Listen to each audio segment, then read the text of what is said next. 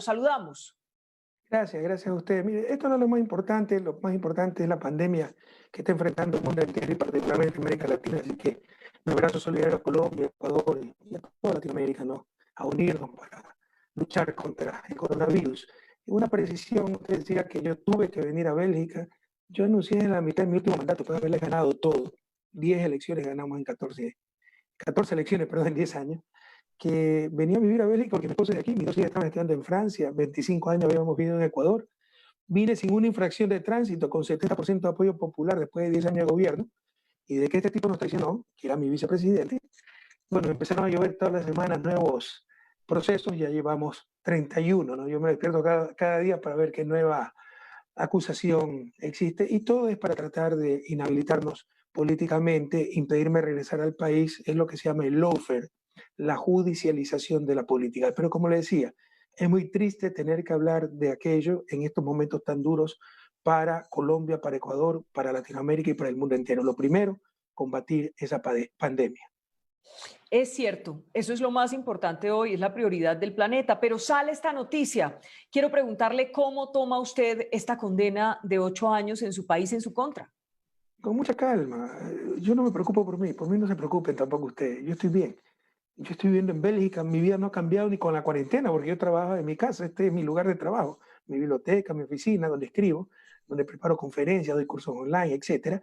Me preocupa la gente allá, me preocupan mis compañeros, mi vicepresidente Jorge Glass, un hombre honesto, ya por revancha política, más de 2 años preso. Para que haya corrupción, debió enriquecerse. ¿Quién roba para enriquecer a los chinos, a los rusos, al Banco Mundial? Para enriquecerse uno. No le han encontrado 20 centavos en 2 años y medio y sigue preso Jorge Glass y lo acaban de condenar a 8 años por soborno. Un proceso que en un Estado de Derecho sería imposible, no existe el soborno. Y si existieran, que no existe, ¿qué tenemos que ver nosotros? Pero a mí son capaces de acusarme de asesinato.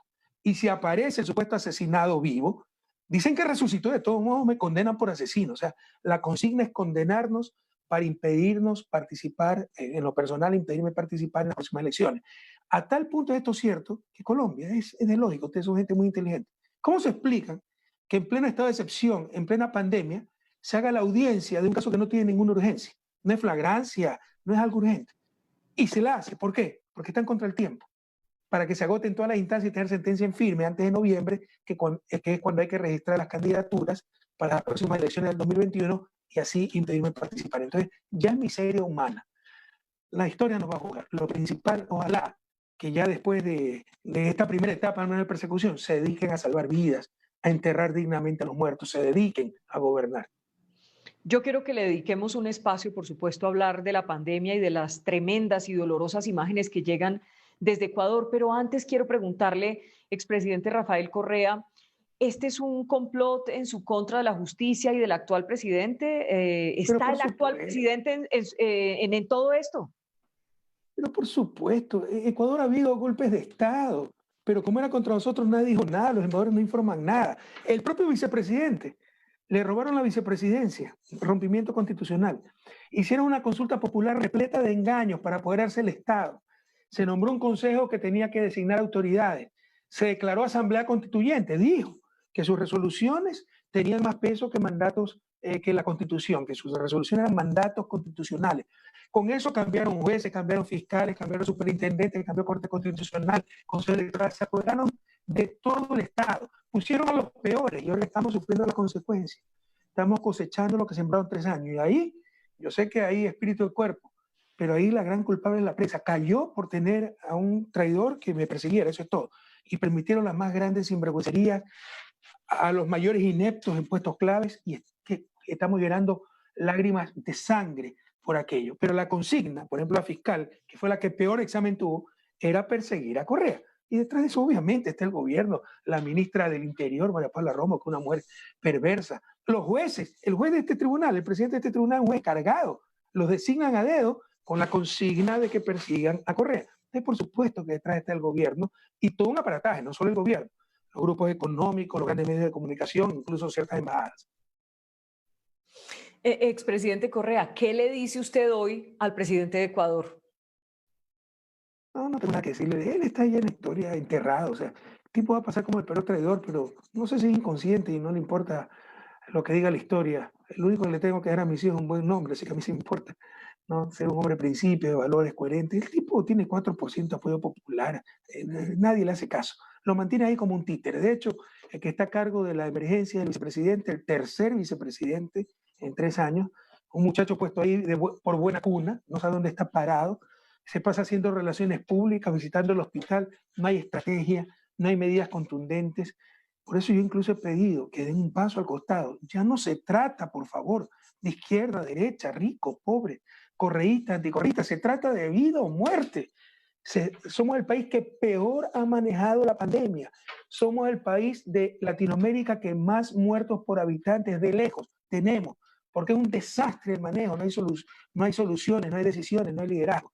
Y le he dicho, por favor, esto es de vida o muerte. Háganse a un costado y apoyaré al más feroz anticorreísta, con tal de que sepa liderar y mitigar, porque no es que vamos a evitar, mitigar ya no la crisis, esta catástrofe que estamos viviendo.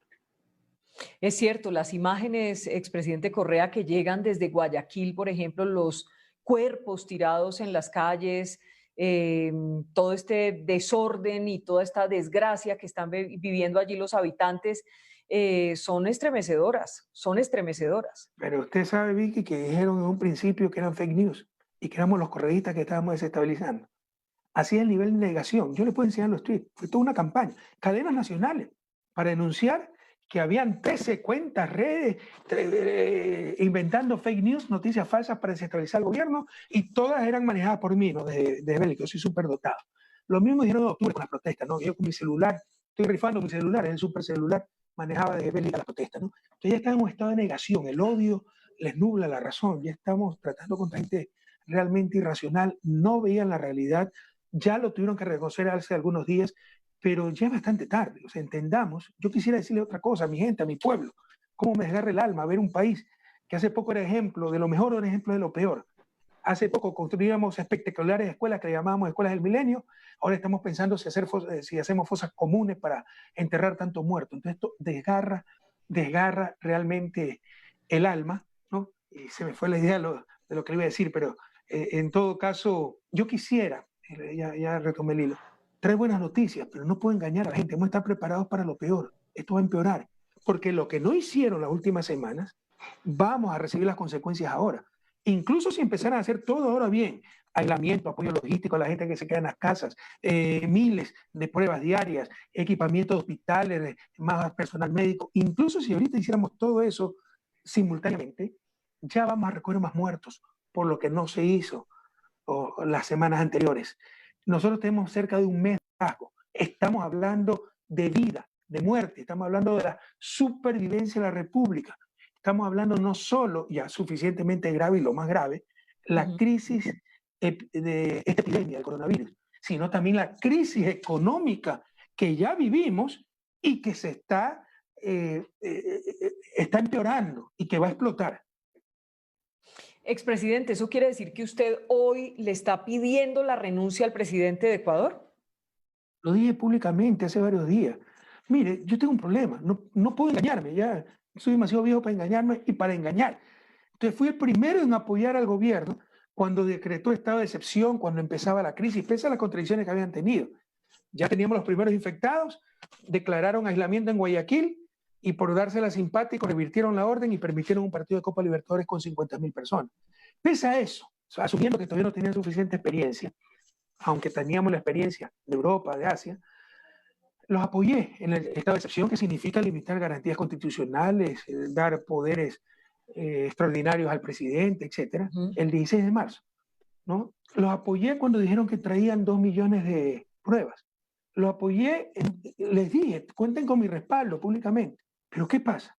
10 días después nos enteramos que no habían dado un centavo para la emergencia, un centavo. O sea, tenía el mismo presupuesto el Ministerio de Salud. Nos enteramos que eran mentiras los 2 millones de vacunas. Nos dijeron que no había plata para equipar los hospitales, para respiradores, para contratar más personal médico. Se morían nuestros médicos por falta de mascarilla y pagaron 324 millones en deuda externa. Entonces ya no podemos irnos engañando. Con este gobierno vamos al desastre. Nunca es bueno cambiar el general en medio de la batalla, a no ser de que tengamos la certeza que nos lleva a una derrota y a un desastre. Entonces hay que minimizar el desastre. Lo mejor que podemos hacer es que esta gente, nos puede pasar, que esta gente dé un paso al costado, permita sucesión constitucional y vaya alguien con liderazgo. Y créame, Vicky, lo profundo de mi corazón, si es un líder de derecha, un Jaime Nebot, que es un tipo con experiencia y que tiene liderazgo, lo apoyaría. Pero necesitamos a alguien que nos conduzca. Yo no puedo regresar al país. Necesitamos a alguien que nos conduzca, ¿no? Porque estamos hablando de vida, estamos hablando de muerte, estamos hablando de supervivencia de la propia república. Déjeme regresar al tema con el que iniciamos y con el cual estábamos arrancando esta entrevista. Y es que dentro de esta condena también hay 25 años donde usted pierde sus derechos políticos. Es decir, ¿usted cuántos años tiene hoy?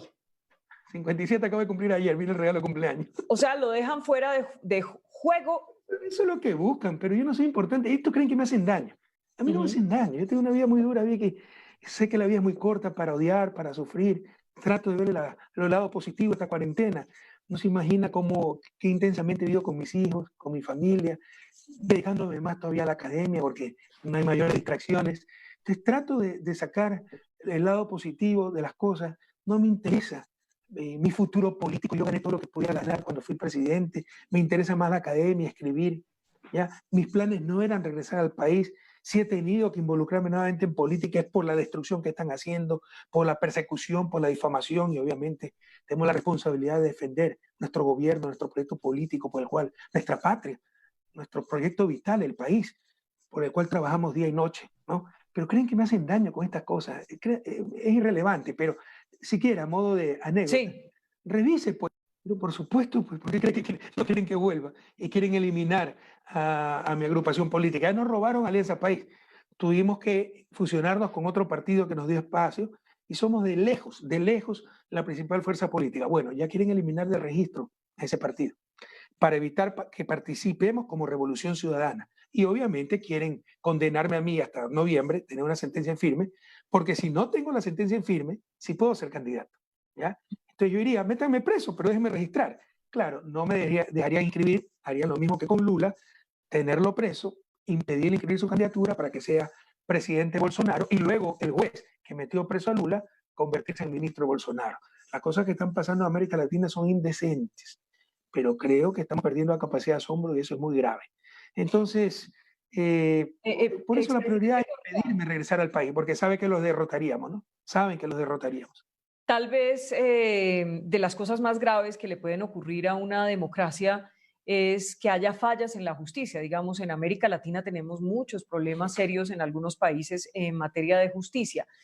¿Qué le dice a la justicia de su país? Porque si la justicia de su país se presta para hacerle un complot de estas características, de estas dimensiones a usted, si se presta para confabularse con un gobierno, si se presta para condenar a un señor que, como usted nos dice, es inocente, ¿qué le dice a la justicia de su país?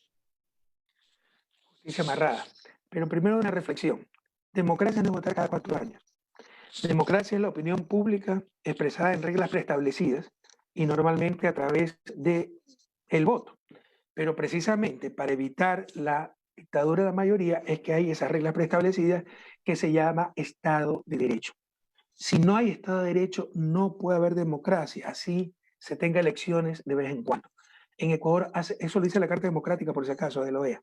En todo caso, hace rato se acabó la democracia en Ecuador. No hay Estado de Derecho. Y el Estado de Derecho implica un sistema de justicia independiente. Fue cooptado por esta consulta popular, por ese consejo que le di, pero descaradamente, usted puede verificar.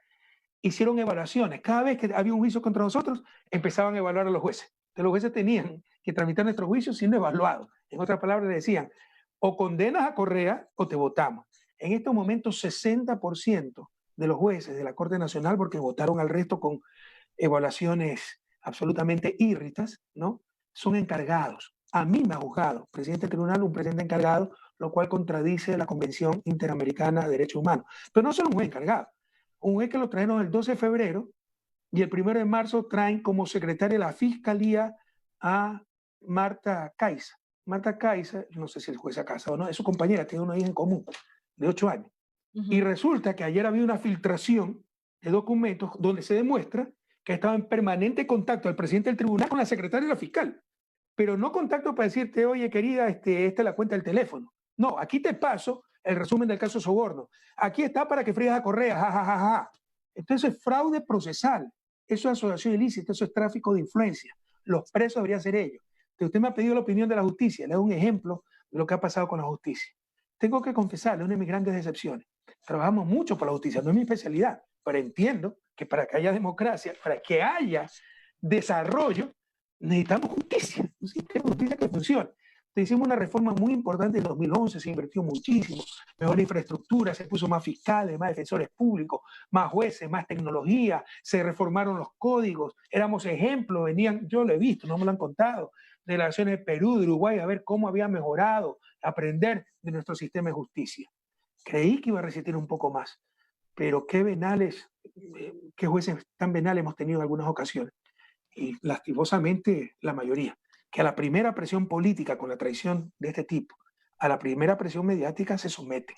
Entonces ellos saben que no existe delito, ellos saben que todo esto es una gran farsa, porque sí entienden derecho, pero se han prestado a esta persecución. Y en el caso del presidente del tribunal, el juez Iván León, imagínense que tiene hasta su compañera de secretaria en la fiscalía, intercambiando, intercambiando información sobre el caso, y esa es la manera en que lo compraron, pues le han puestito a sus allegados. Entonces es terrible, el nivel de corrupción es terrible.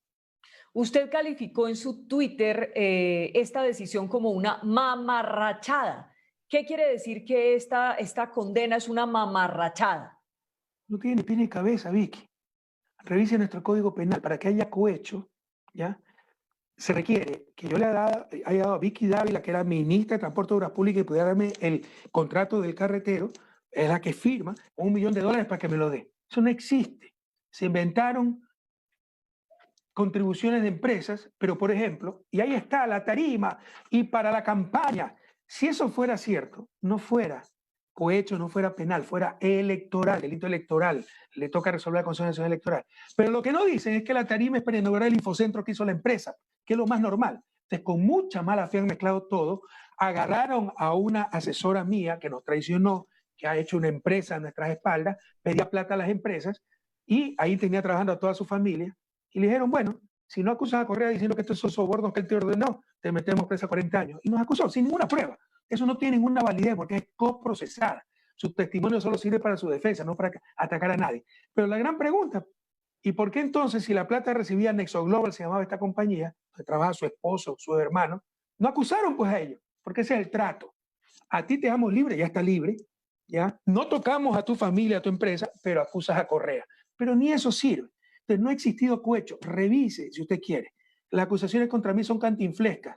Me hicieron un préstamo de $6,000 de un fondo que nosotros teníamos, que lo manejaba esta asesora. Para eso era, para manejar ese fondo, para atender a la ciudadanía.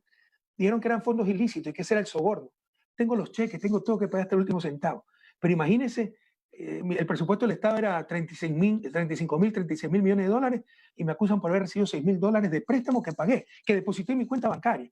Son cosas ya ridículas. Una perita que descubrió una estructura criminal que le diría yo. Descubrimos que no era perita. Y como ayer hubo la filtración, donde estaba ya, se mostró la sentencia que estaba preparada, cambiaron a la rápida la acusación, y ahora resulta que ya no he recibido $6,000, que eso no importa, que ya no hay estructura criminal, sino que instigué a recibir soborno. Entonces ya es una mamarrachada, es el término correcto. En un Estado de Derecho es imposible que ocurra algo así. Y obviamente le quiero Se me preguntar, olvidaba algo muy importante, Vicky, que me señor, comprometo si quiere a darle. Descubrimos, esto empezó con una publicación de un pasquín electrónico que mostró los archivos verdes donde estaban nuestras cuentas, ¿ok? Y en base de todo esto construyeron, dijeron que eso había encontrado en la computadora de esta asesora. Bueno, logramos acceder a estos archivos, logramos hacer con una empresa de su país, Adalid, peritaje informático, y demostrar que los archivos habían sido hackeados en el 2016 y modificados hasta el 2018, cuando la acusación es del 2012 al 2016. Es decir, son archivos adulterados. Si saben que no aceptaron la prueba, porque se le derrumba todo el caso. Pero si quiere, yo le hago llegar copias de esos archivos, pregúntale a la empresa de Ali, de su país. Entonces, es realmente vergonzoso. Yo soy el acusado y soy el que quiero más pruebas. Cuando si fuera culpable diría, no, más pruebas para ver si tengo una salida. Y los acusadores no quieren más pruebas, porque saben que se le derrumba el caso. Podemos demostrar que esos archivos fueron adulterados y sembrados en las computadoras para simular que cuando hicieron allanamientos e inspeccionaron esas computadoras, se encontraron dentro de la computadora. Todo eso está demostrado en el peritaje, que no estaban originalmente esas computadoras y fueron sembrados ahí. Expresidente Rafael Correa, ¿esto le causa alguna dificultad para moverse por fuera de Bélgica? No sé, ¿le causa alguna dificultad esta Por condena, aunque sea a supuesto, primera instancia? muchas Sí. dificultades, pero yo le digo, yo trato siempre de ser positivo, ver el lado bueno, hay verdaderas pruebas, la gente que está muriendo, gracias a Dios Ujú. ningún familiar cercano todavía fallece, pero la gente que ha perdido sus padres, hay gente que ha tenido que vivir 3 días con sus padres, papá y mamá muertos en su casa, porque no recogían los cadáveres, esas son pruebas. O tener hijos con una grave discapacidad, a mí hace 2 años me la atropelló un carro, fue muy fuerte, tuvo que tener 3 operaciones en el tobillo, pero pudo ser mucho más grave. Entonces uno sé apreciar las cosas, ¿no? Y sé que hay pruebas, y soy creyente, creo que Dios pone las cruces que uno puede soportar y estamos en Semana Santa. Pero en todo caso, pero por supuesto que crea problemas. O sea, yo trabajo para pagar abogados. Y el problema aquí en Bélgica es que los impuestos son altísimos y no se puede deducir el gasto de abogados. O sea, mi ingreso neto es pequeñito, Sí. pero aparece como grande porque no se puede deducir abogados y tengo que pagar muchísimo impuesto y hay problemas económicos serios, ¿no? Complicaciones.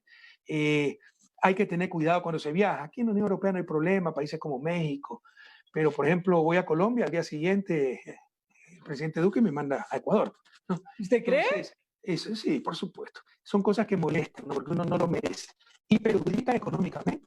Yo trabajo dando conferencias, trabajo dando charlas, dando cursos, y de repente tengo que rechazar, de hecho a Colombia tuve que rechazar una propuesta de trabajo muy bien Sí. pagada por estas limitaciones en cuanto a movilidad. O sea, le podría decir que le dio temor venir a Colombia. Lo podemos decir así, temor porque no sabía qué le podía pasar en Colombia. Llámalo como quiera, lo que pasa es que hay países seguros porque si alguien quiere hacer una maldad, Interpol ha rechazado todo. Ya ve a Ecuador y rechaza automáticamente por el desprestigio que tiene la justicia ecuatoriana. Bélgica ni la Unión Europea no le han parado la más mínima bola a la justicia ecuatoriana. Pero si un gobierno quiere hacer alguna maldad, la puede hacer. Entonces hay que ser cuidadoso. Le podría decir, si yo fuera a titular esta entrevista, podría titularla, ¿esa condena no me importa? Dos puntos, Rafael Correa. No, no, no nos van a derrotar 2 puntos Rafael Correa. No nos van a derrotar, dos puntos, Rafael Correa. Óigame, expresidente Rafael Correa, sé que tenemos pocos minutos y no lo quiero desaprovechar en los que faltan. Hablemos de lo que está pasando en su país en estos últimos minutos. Volvamos al tema del coronavirus. ¿Qué era lo que había que hacer que no se hizo en ese país, que no hizo el gobierno de Lenín Moreno? ¿Qué había que hacer que no se hizo y qué hay que hacer? No se hizo nada. Hacer lo que hicimos en el 2009. Fuimos el primer país que reaccionamos contra la gripe porcina antes que era nuestro país. Teníamos un ASUR, ojalá que entendamos el daño que han hecho. Gobiernos como el de Duque, como el de Moreno, como el de Piñera, como el de Bolsonaro. Destruir un ASUR, ya es la insensatez. La integración va más allá de izquierda a derecha, ¿no? Teníamos el Consejo de Salud de UNASUR. Teníamos el Instituto de Salud en Río de Janeiro, de UNASUR.